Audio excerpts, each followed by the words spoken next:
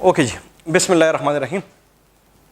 आज हम और आप लोग जिस चैप्टर को शुरू कर रहे हैं वो है क्रोमोसोम्स एंड डीएनए। जेनेटिक्स में 3 चैप्टर्स हैं, एक इनहेरिटेंस है, क्रोमोसोम एंड डीएनए है और बायोटेक्नोलॉजी है। आमतौर पे जो स्टूडेंट्स होते हैं वो इसरार ही यही करते हैं कि आप पहले इनहेरिटेंस को पढ़ाओ या पहले बायोटेक्नोलॉजी को पढ़ाओ या पहला ये चैप्टर पढ़ाओ। हमारा आमतौर पे तरीक़ाकार ये होता है कि चूंकि ये तीनों के तीनों चैप्टर्स आपस में लिंक करते हैं, लेकिन इन तीनों चैप्टरों का जो बेस है वो ये क्रोमोसोम और डीएनए वाला चैप्टर है। अगर आप लोगों को इस चैप्टर की असल समझ आ जाए तो हमारे लिए इनहेरिटेंस और बायोटेक्नोलॉजी के चैप्टर में बहुत ज़्यादा हमारे जो प्रॉब्लम्स होंगे वो फिर ऑटोमेटिकली हमारे हल हो जाएंगे। ये उधर हमारे लिए यूज़फुल होगा। नंबर 2, जो क्रोमोसोम एंड डीएनए का जो चैप्टर है, इसमें भी आज जो हमारा पहला लेक्चर है, इसके अंदर अगर आप लोगों को इसकी समझ आ जाए तो इसका मतलब ये हुआ कि फिर आप लोगों को क्रोमोसोम एंड डीएनए चैप्टर के अंदर बहुत ज़्यादा बातें ऐसी होंगी जो कि बेस करता है आज के लेक्चर का। इसलिए आज का जो लेक्चर है ये बहुत ही ज़्यादा इम्पॉर्टेंट है, क्योंकि ये बेस है इस पूरे चैप्टर को समझने के लिए, और ये चैप्टर बेस है इनहेरिटेंस और बायोटेक्नोलॉजी चैप्टर को समझने के लिए। इसमें कोई शक नहीं है, बहुत ज़्यादा बातें इसमें ऐसी होंगी जो मैं अपने ही तरफ से आपको डिस्क्राइब करूँगा, लेकिन इसका फ़ायदा ये होगा कि आगे जाके और चैप्टरों में हमारे वो फिर काम आएंगे। तो जो क्रोमोसोम एंड डीएनए है, अव्वल आप लोगों को इस चीज़ की समझ आनी चाहिए कि ये क्रोमोसोम क्या है, ये डीएनए क्या होता है, मतलब है कि ये किन चीज़ों से बने हुए थे हैं। असल इस चैप्टर का जो नाम है ना, इसी ही चीज़ की आप लोगों को समझ भी आनी चाहिए। असल आप लोगों को इसी चीज़ की आप लोगों को समझ ही आनी चाहिए। तो इस चैप्टर का जो मुहावरा, बल्कि जो इक्वेशन है, जो कि मैं आमतौर पे इसको लिखवाता हूँ, वो लिखवाता हूँ मैं chromosome is equal to DNA plus proteins. यानी ये एक इक्वेशन की फॉर्म में मैंने इसको लिखवा दिया है। ये वो इक्वेशन है कि हम और आप लोग कोशिश करेंगे कि इसमें आप लोगों को फिर समझ आ जाएगी कि ये क्रोमोसोम असल में किस चीज़ से बने हुए हैं, ये डीएनए से बने हुए हैं, ये प्रोटीन से बने हुए हैं। हम और आप लोग डीएनए को पढ़ेंगे, पूरा का पूरा हम इसको पढ़ेंगे। प्रोटीन को हम और आप लोग पढ़ेंगे कि इसमें कौन कौन से प्रोटीन वहाँ पे शामिल है। फिर हम और आप लोग इन दोनों को हम और आप लोग लिंक करेंगे, मिलाएंगे, तब जाके वो क्रोमोसोम को बना देगा। तब जाके क्रोमोसोम के अंदर हम और आप लोग इन चीज़ों को हम डिस्क्राइब करेंगे कि फिर और कौन कौन सी बातें हमारे सामने आ जाती है। लेकिन अगर आप लोग इस इक्वेशन को वैसे देख ले, इस पहले ही इक्वेशन से हमें पता चल जाता है कि क्रोमोसोम किन चीज़ों से बना हुआ है। 2 ही चीज़ों से बना हुआ है, डीएनए है और प्रोटीन है। चाहिए था कि मैं पहले डीएनए ही को डिस्कस करना था, लेकिन मैं पहले डीएनए को डिस्कस नहीं करूंगा। पहले हम और आप लोग प्रोटीन को डिस्कस करेंगे, क्योंकि प्रोटीन की जो स्टोरी है वो थोड़ी छोटी है, डीएनए के ऊपर बहुत ज़्यादा बातें हैं, तो इसलिए हम और आप लोग इसको बाद में डिस्क्राइब करेंगे। So simply we can say कि जो क्रोमोसोम है वो 2 चीज़ों से बना हुआ है, डीएनए है और प्रोटीन है। आप लोगों को पता है कि जो प्रोटीन्स होते हैं, इसका जो basic structural and functional unit है, इसको हम और आप लोग अमाइनो एसिड हम और आप लोग इसको कहते हैं। और अमाइनो एसिड को मैं आमतौर पे कैपिटल ए से मैं इसको एब्रीविएट करता हूं।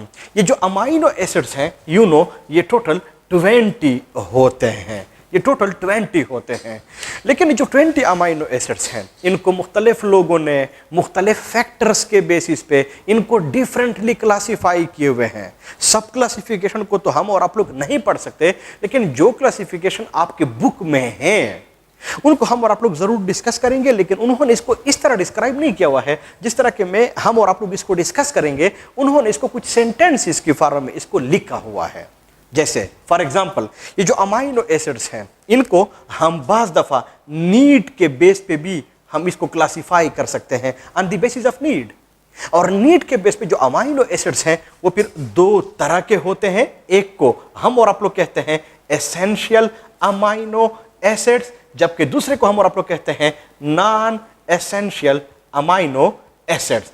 एसेंशियल अमाइनो एसिड्स हम उन अमाइनो एसिड को कहते हैं, इट्स एसेंशियल, ये जरूरी होते हैं to take it from outside into your body. इसका मतलब ये हुआ कि ये इस किस्म के अमाइनो एसिड्स होते हैं कि ये जरूरी होते हैं कि आप इसको जरूर बाहर से अपने बॉडी के अंदर आप इसको ले आएंगे। तो ये अमाइनो एसिड्स इसका मतलब ये हुआ कि जो सोर्स है वो क्या है, वो आउटसाइड द बॉडी है, वो बॉडी के अंदर ये नहीं होते, बॉडी के अंदर ये नहीं बनते, बॉडी के अंदर ये सिंथेसाइज नहीं होते, वहां पे ये मैन्युफैक्चर नहीं होते। तो इसको आप लोग जरूर बाहर से अपने बॉडी के अंदर आप इसको ले आएंगे। तो ये जो एसेंशियल होते हैं, इसको हम इसलिए एसेंशियल कहते हैं कि ये एसेंशियल होते हैं, ये जरूरी होते हैं, आप इसको जरूर बाहर से अपने बॉडी के अंदर आप लोग इसको ले आएंगे।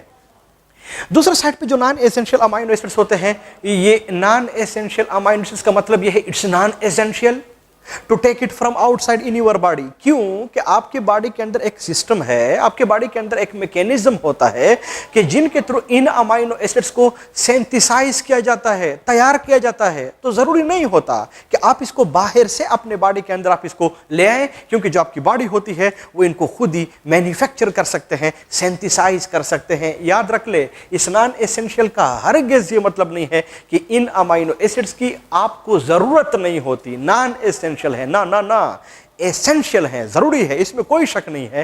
पर नॉन एसेंशियल इसलिए है कि अगर आप लोग इसको बाहर से अपने बॉडी के अंदर ना भी लें, तब भी आपकी बॉडी के अंदर ये मैकेनिज्म होता है जिसके थ्रू आप इसको सिंथेसाइज कर सकते हैं।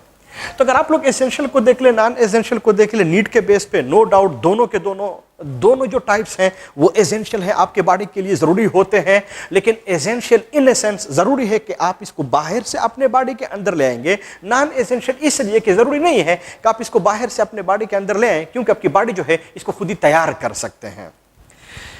ये जो 20 अमाइनो एसिड्स हैं, इनमें से 10 ऐसे हैं जो कि एसेंशियल हैं, 10 ऐसे हैं जो कि नॉन एसेंशियल है। एसेंशियल वाले 10 वाले कौन से हैं, नॉन एसेंशियल वाले 10 वाले कौन से हैं, फिलहाल हमें ज़रूरत नहीं है। आगे जाके आसान फार्मूले से आप लोगों को बता दूंगा कि कोई भी अमाइनो एसिड हो, फौरन आप लोगों को पता चलेगा कि ये एसेंशियल है या नॉन एसेंशियल है। बाज़ दफ़ा इन अमाइनो एसिड्स को हम पीएच के लिहाज से भी हम इसको डिस्क्राइब करते हैं, on the basis of pH. मैंने पहले ही सेंटेंस में आप लोगों को बता दिया कि इन प्रोटीन को हम मुख्तलिफ फैक्टर्स के बेसिस पे हम और आप लोग इनको क्लासीफाई कर सकते हैं। तो एक फैक्टर नीड है, एक फैक्टर पीएच भी है, और पीएच के लिहाज से हम और आप लोग एसिड्स को 2 मेन ग्रुप में हम इनको क्लासीफाई कर सकते हैं। नंबर 1 ऐसे कि जिनका पीएच नहीं है। पीएच नहीं है इसका मतलब यह है कि वो न्यूट्रल है। न्यूट्रल का मतलब है कि वो पीएच के लिहाज से 7 है, यानी न्यूट्रल है। इसका मतलब यह हुआ कि हमारे साथ जो अमाइनो एसिड्स हैं, अगर आप लोग इनको पीएच के लिहाज से क्लासीफाई करेंगे तो 2 ग्रुप में हम और आप लोग इनको क्लासीफाई कर सकते हैं, न्यूट्रल है या इसका पीएच है। जो न्यूट्रल वाले हैं आउट ऑफ 20 वो 15 है। इसका मतलब यह हुआ कि 15 अमाइनो एसिड्स ऐसे हैं जो पीएच के लिहाज से न्यूट्रल हैं, जो पीएच उसका 7 होता है, उसका किसी किस्म का पीएच नहीं होता। अगर है तो 5 ऐसे हैं जिसका पीएच होता है। तो अगर पीएच है तो इसका मतलब यह हुआ कि फिर तो या उसका पीएच 7 से ऊपर होगा या फिर 7 से नीचे होगा। अगर 7 से पीएच ऊपर है तो फिर हम और आप लोग कहते हैं कि ये जो अमाइनो एसिड्स हैं ये बेसिक इन नेचर है, यानी ये एल्केलाइन इन नेचर है। लेकिन वो जिसका पीएच 7 से नीचे है, इसका मतलब ये हुआ कि फिर तो ये एसिडिक इन नेचर है। तब जाके हम कह सकते हैं कि जो अमाइनो एसिड्स होते हैं इनमें से 15 ऐसे हैं जो पीएच के लिहाज से न्यूट्रल हैं। इसका मतलब ये हुआ कि जो 5 है उसका पीएच है। जिसका पीएच है तो उनमें से कुछ जो 5 हैं वो बेसिक हैं और कुछ जो है वो एसिडिक वाले हैं। जो 5 है इनमें से जो बेसिक वाले हैं, जो एल्केलाइन वाले हैं, वो जस्ट 3 हैं, लेकिन जो एसिडिक वाले हैं वो जस्ट 2 हैं। और अगर आप लोग इन दोनों को प्लस कर लें तो फिर ये 5 बन जाता है। तो वो जो 3 है, जो बेसिक वाले हैं, उनमें से कौन कौन से हैं? इनमें से एक है आर्जिनिन, जबकि दूसरा जो है वो है लाइसिन, जबकि तीसरा जो है इसको हम कहते हैं हिस्टिडीन। आर्जिनिन, लाइसिन, हिस्टिडीन, ये 3 ऐसे हैं जिसका पीएच जो है वो एल्केलाइन होता है, वो बेसिक होता है। जबकि जो एसिडिक वाले हैं वो सिर्फ और सिर्फ 2 ही हैं। इनमें से एक को हम और आप लोग कहते हैं एस्पार्टिक एसिड, जबकि जो दूसरा है उसको हम और आप लोग कहते हैं ग्लूटामिक एसिड। तो मैं आपको बाकायदा तौर पे प्रोनाउंस कर रहा हूं, स्पेलिंग बहुत ही आसान है, मेरे साथ स्पेस कम है, आप लोग इसको फिर खुद ही लिख सकते हैं। इसका मतलब ये हुआ कि अगर आप लोग पीएच के लिहाज से अमाइनो एसिड्स को अगर आप लोग क्लासिफाई कर ले, so we can classify it into two broader groups. One, some of them are basic, some of them are acidic. जो बेसिक वाले हैं वो 3 हैं, जो एसिडिक वाले हैं वो 2 हैं। जो 3 है बेसिक वाले, उनमें से एक अर्जिनिन, दूसरा लाइसिन, तीसरा हिस्टिडीन है। जबकि जो एसिडिक वाले हैं उनमें से एक एस्पार्टिक एसिड है, दूसरा ग्लूटामिक एसिड होता है। बाज़ दफा हम इन अमाइनो एसिड्स को पीएच के अलावा एक और फैक्टर के बेस पे भी हम इनको क्लासिफाई करते हैं, और वो है चार्ज के लिहाज से। बाज़ दफा हम अमाइनो एसिड्स को चार्ज के लिहाज से भी हम इनको क्लासिफाई कर सकते हैं, और चार्ज के लिहाज से हम फिर अमाइनो एसिड्स को 2 ग्रुप में क्लासिफाई कर सकते हैं। कुछ ऐसे हैं जिनके ऊपर चार्ज नहीं होता, नेट चार्ज नहीं है, जीरो है, न्यूट्रल है, और कुछ ऐसे हैं जिसके ऊपर चार्ज होता है। तो आमतौर पे तसव्वुर ये किया जाता है कि वो अमाइनो एसिड्स जिसका कोई पीएच नहीं है, जिसका पीएच नहीं है वो तो 15 है, जिसका पीएच नहीं है जो कि 15 है, अगर आप लोग इसके ऊपर चार्ज भी देख ले तो चार्ज के लिहाज से भी वो न्यूट्रल होते हैं। तो बहुत आसान हो गया है हमारे साथ। चार्ज वाले जिसके ऊपर किसी किस्म का चार्ज नहीं होता, न्यूट्रल वाले कौन से वाले होते हैं, जिसका कोई पीएच नहीं होता। वो कितने हैं, वो 15 है। इसका मतलब कि जो चार्ज के लिहाज से न्यूट्रल है वो कितने हो गए हैं, वो भी हमारे साथ 15 हो गए हैं। इसका मतलब ये हो कि अगर चार्ज है तो फिर वो कितने बनेंगे, वो फिर 5 बनेंगे। लेकिन अगर चार्ज है तो फिर कौन किस किस्म का चार्ज हो सकता है, तो फिर तो 2 किस्म का चार्ज होता है ना, पॉजिटिव भी होता है, नेगेटिव भी होता है ना। तो आमतौर पे तसव्वुर ये किया जाता है, बल्कि ख्याल ये बल्कि है ऐसा कि वो अमाइनो एसिड जो बेसिक वाले हैं उसके ऊपर जो चार्ज होता है ना वो भी पॉजिटिव है। और बेसिक वाले हैं कितने, वो 3, और वो है कौन कौन से वाले, 3, अर्जिनिन, लाइसिन, हिस्टिडीन। तो वो 3 आप लोग यहां पे इसको लिख सकते हैं। लेकिन जिसके ऊपर चार्ज नेगेटिव है वो कितने हैं, वो ज्यादा नहीं है, वो 2 ही है। और वो कौन से वाले हैं, वो एसिडिक वाले हैं। और वो 2 कौन कौन से वाले हैं, एक एस्पार्टिक एसिड है और एक ग्लूटामिक एसिड है। प्लीज आपके ज़हन में ये बात होनी चाहिए कि जो पीएच के लिहाज से 3 बेसिक वाले हैं इसके ऊपर चार्ज भी पॉजिटिव है, जबकि जो पीएच के लिहाज से जो 2 हैं जो एसिडिक वाले हैं इसके ऊपर जो चार्ज होता है वो भी नेगेटिव होता है। ये जो अमाइनो एसिड्स हैं इनको हम और फैक्टर्स के बेसिस भी हम और आप लोग इसको क्लासिफाई कर सकते हैं, लेकिन इसके अलावा और आपके कोर्स के अंदर है ही नहीं, तब जाके मैंने इन 3 ही को डिस्कस कर लिया है।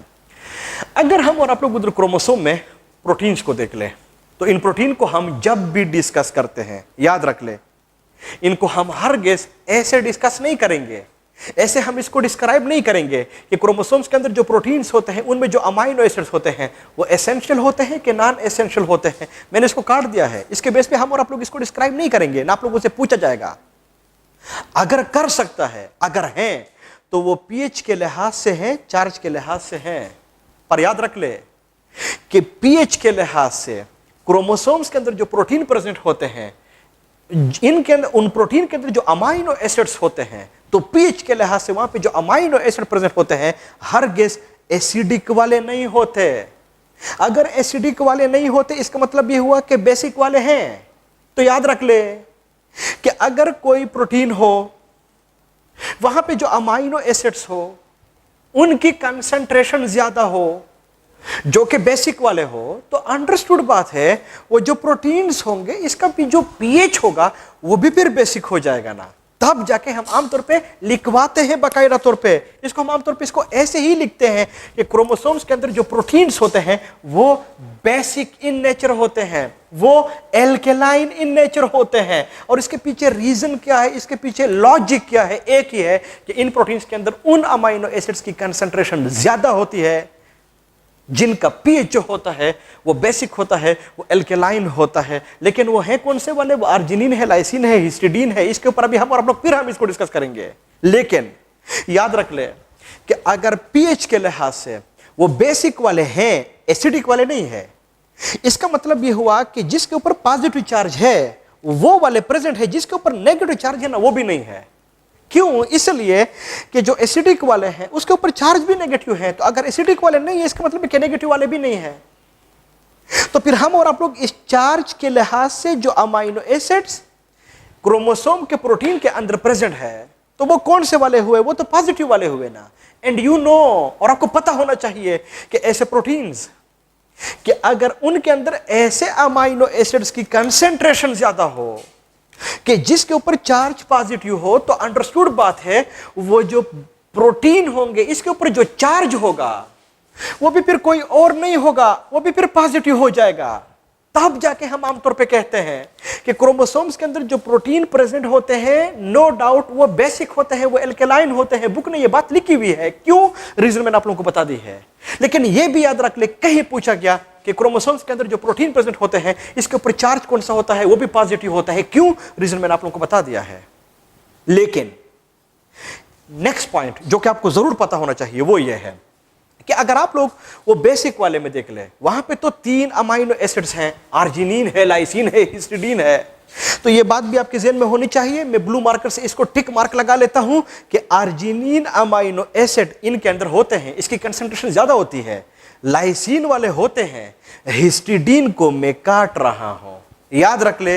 हिस्टिडीन अमाइनो एसिड्स जो हैं ये क्रोमोसोम के प्रोटीन के अंदर प्रेजेंट नहीं होते। तब जाके हम और आप लोग कह सकते हैं कि जो बेसिक वाले हैं वो हैं भी 3, लेकिन इन तीनों में से जिनकी कंसंट्रेशन, परसेंटेज, प्रोपोर्शनैलिटी ज्यादा है वो आर्जिनिन और लाइसिन है, वो हिस्टिडीन वाले नहीं होते। तब जाके हम और आप लोग फिर ऐसे भी कह सकते हैं कि जो चार्ज के लिहाज से जो 3 होते हैं इनमें से एक तो नहीं हुआ ना, कौन सा वाला, हिस्टिडीन वाला। तो अगर आप लोग इससे 1 माइनस कर ले तो फिर 2 बन जाएंगे। इसका मतलब कि चार्ज के लिहाज से जिनके ऊपर पॉजिटिव चार्ज होता है, जो कि 3 होते हैं, उनमें से भी 2 पार्टिसिपेट करते, एक नहीं करता। ये बड़े जरूरी पॉइंट्स होते हैं, आप लोगों को फिर याद होना चाहिए। लेकिन याद रख ले, ऐसे प्रोटीन्स के जिनमें बेसिक अमाइनो एसिड्स यानी आर्जिनिन और लाइसिन की कंसेंट्रेशन ज्यादा हो। नंबर 2, ऐसे प्रोटीन्स जो क्रोमोसोम के अंदर प्रेजेंट हो जिनके अंदर पॉजिटिव अमाइनो एसिड्स की कंसेंट्रेशन ज्यादा हो, तो उन प्रोटीन को हम फिर कहते हैं हिस्टोन्स। इसलिए मैं इन प्रोटीन के नीचे एक और लफ्ज लिखवा रहा हूं, वो है हिस्टोन्स का। और जो हिस्टोन्स होते हैं ये प्रोटीन्स होते हैं, इसमें कोई शक नहीं है। लेकिन ये इस किस्म के प्रोटीन्स होते हैं जो कि क्रोमोसोम के अंदर प्रेजेंट होते हैं। तब जाके इन प्रोटीन को हमने एक खास नाम दिया हुआ है और वो है हिस्टोन्स का। तो कुछ लोग इसको ऐसे भी लिखते हैं, chromosome is equal to DNA plus histones. तो अगर आप लोगों से कहीं पूछा गया कि हिस्टोन के ऊपर चार्ज कौन सा होगा, नो डाउट पॉजिटिव होगा। क्यों पॉजिटिव होगा, मैं बार बार आप लोगों को रीजन बता रहा हूं। जो हिस्टोन्स प्रोटीन होते हैं इसका पीच के लिहाज से कौन सा होगा, नो डाउट बेसिक होंगे, एल्केलाइन होंगे, 7 से पीच ऊपर होगा। क्यों होगा, रीजन आपके साथ बार बार मैं शेयर कर रहा हूं। तो कुछ लोग जो होते हैं ना, इस फार्मूले को ऐसे नहीं लिखते chromosome is equal to DNA plus protein, कुछ इसको लिखते हैं chromosome is equal to DNA plus histones. Next, ये जो हिस्टोन्स है, अगर आप लोग इसके नाम को देख ले, मैंने इसको हिस्टोन नहीं लिखा हुआ है, हिस्टोन्स लिखा हुआ है। इसका मतलब कि ये भी कोई एक प्रोटीन नहीं है, ये प्रोटीन का पूरा एक ग्रुप है। यानी histones it is a group of protein, it's not a single protein. ये पूरा का पूरा एक ग्रुप है। और अगर आप लोग इस ग्रुप के अंदर जाएं, देख ले, तो फिर इसके अंदर आप लोग को कितने किस्म के हिस्टोन्स आप लोगों को नजर आते हैं, 5। और उनको हम एब्रीविएट करते हैं H1, H2A, H2B, H3 और H4। और अगर आप लोग इनको काउंट कर ले तो 1 2 3 4 5, इसका मतलब यह हुआ कि 5 हिस्टोन्स जो हैं they make a group of the histones 1। और जहां पे जो H है इट शोज व्हाट, ये हिस्टोन को शो करता है। इसका मतलब कि H1, H2A, H2B, H3 और H4 इसको ये शो करते हैं। पर इनमें कहीं आप लोग कंफ्यूज ना हो जाए। ये बात दफा ये बात, चूंकि बुक के अंदर इन्होंने ये अल्फाज लिखे हुए हैं, तो कहीं पूछा गया कि H3 के ऊपर चार्ज कौन सा होगा, सो अंडरस्टूड बात है पॉजिटिव होगा, क्योंकि ये इस हिस्टोन का टाइप है। कहीं पूछा गया कि H2B के ऊपर शाबाश ये बेसिक होगा, ये एल्केलाइन होगा, यू शुड नो कि क्या होना चाहिए, क्योंकि ये उनके टाइप्स है। तो फिर जहन में बड़ा अजीब किस्म का सवाल आ जाता है कि ये जो 5 किस्म के हिस्टोन्स हैं ये किसके बेस पे हैं। इसका बेस सिर्फ एक है, वो बेस ये है, आपके साथ शेयर कर रहा हूं। लेकिन ये बात आपके जहन में होनी चाहिए कि H1 हो, H2A हो, H2B हो, H3 हो या H4 हो, सबके अंदर आर्जिनिन और लाइसिन होते हैं। तो इस आर्जिनिन और लाइसिन के प्रोपोर्शनैलिटी में फर्क होता है, और इस प्रोपोर्शनल में फर्क की वजह से हम ये 5 ग्रुप्स भी बना लेते हैं। एग्जैक्ट मुझे याद नहीं है, आप लोगों को पता होना चाहिए कि H1 में कितना % आर्जिनिन होता है, कितना लाइसिन होता है। फिर H2O में कितना अर्जिनिन कितना लाइसिन, H2B में कितना अर्जिनिन कितना लाइसिन, H3 में अर्जिनिन लाइसिन, H4 में अर्जिनिन लाइसिन। इसके परसेंटेज में फर्क होता है, इसके प्रोपोर्शनलिटी में फर्क होता है। इस प्रोपोर्शनलिटी, इस परसेंटेज में फर्क की वजह से हमारे साथ ये डिफरेंट ग्रुप जो हैं ये फिर आ जाते हैं। साथ में आपके साथ एक और बात भी शेयर कर लूं, वो ये है कि ये 5 टाइप्स है। बस दफा पूछा जाता है कि H3 हिस्टोन का कौन सा ग्रुप है, कौन सा टाइप है। तो अगर आप लोग इसके साथ देख ले 3, तो वहां पे ऑप्शन में होता है 1, 3, 4, 5। तो अगर आप लोग इसका नंबर देख ले, 1, 2, 3, 4, इसका 4 नंबर आ जाता है। तो लिखा हुआ है 3, लेकिन टाइप कौन सा है? 4 है। अगर आप लोग 4 को देख ले, लिखा हुआ है 4, हालांकि टाइप 5th है। तो इन बातों में आप लोग कंफ्यूज ना हो जाए। H2B ये 3rd टाइप है। तो ये जो है सारा कुछ बना लेते हैं। नेक्स्ट पॉइंट वो ये है कि अगर आप लोग इनमें भी देख ले, तो जो H1 है, H1 मैं इसको रेड मार्कर से मैं इसको इंसर्कल कर रहा हूं, बहुत ही जरा जरूरी है, आप लोगों को फिर पता होना चाहिए। वो ये है कि ये जो H1 होता है, मैं एक बात शेयर कर रहा हूं, किसी जगह पे आप लोगों से फिर पूछूंगा, ये वो हिस्टोन है जो क्रोमोसोम्स के basic structural and functional unit में पार्टिसिपेट नहीं करता, लेकिन क्रोमोसोम के फॉर्मेशन में हिस्सा लेता है।